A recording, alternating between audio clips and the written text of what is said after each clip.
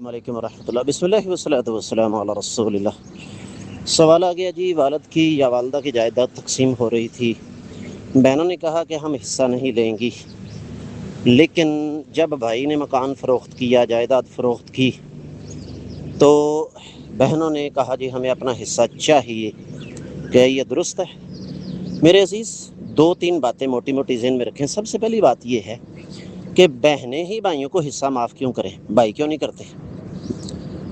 آج تک ابھی آپ نے ایسا سنا کہ بھائیوں نے بہنوں کے حق میں حصہ اپنا معاف کر دیا ہو، دستبردار ہو گئے ہوں؟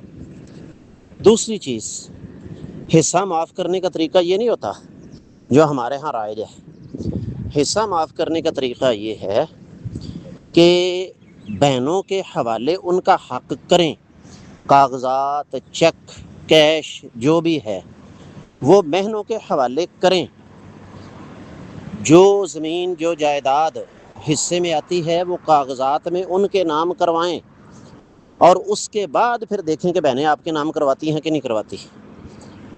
اور میں دعوے کے ساتھ کہتا ہوں کہ 90% نہیں بلکہ 95% سے زیادہ معاملات میں ایسا بالکل نہیں ہوگا کہ بہنیں آپ کو حصہ واپس کر دیں۔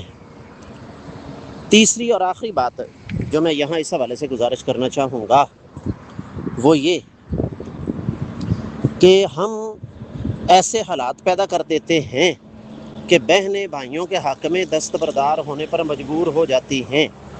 مثال کے طور پر براہ راست یعنی ڈائریکٹلی یا انڈائریکٹلی بالواسطہ ہم بہنوں کو جب یہ پیغام دیں گے کہ اگر آپ نے حصہ بھائیوں کو معاف نہ کیا تو پھر آپ ساری زندگی بھائیوں کا دروازہ پار نہیں کر سکو گی، بھائیوں کی دہلیز پار نہیں کر سکو گی، تو یہ ایک لحاظ سے ایموشنل بلیک میلنگ ہوتی ہے، جذباتی بلیک میلنگ ہوتی ہے۔ تو اس وجہ سے اس کا طریقہ کار وہی ہے جو شریعت اسلامیہ نے ہمیں بتایا کہ ان کو یہ یقین دلائیں کہ جس طرح وہ ہمارے والدین تھے، آپ کے بھی والدین تھے، جس طرح ان کی جائیداد پر ہمارا حق ہے، آپ کا بھی حق ہے، یہ آپ اپنا حصہ لیں، اب آپ کا جی چاہے اس کے ساتھ جو مرضی کریں۔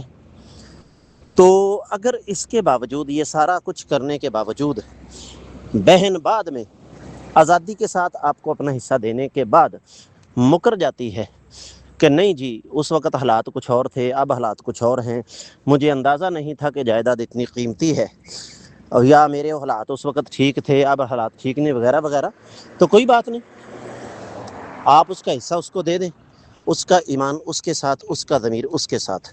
امید ہے کہ انشاءاللہ آپ کو اچھی طرح سمجھ آ گئی ہوگی۔ واللہ تعالی اعلم۔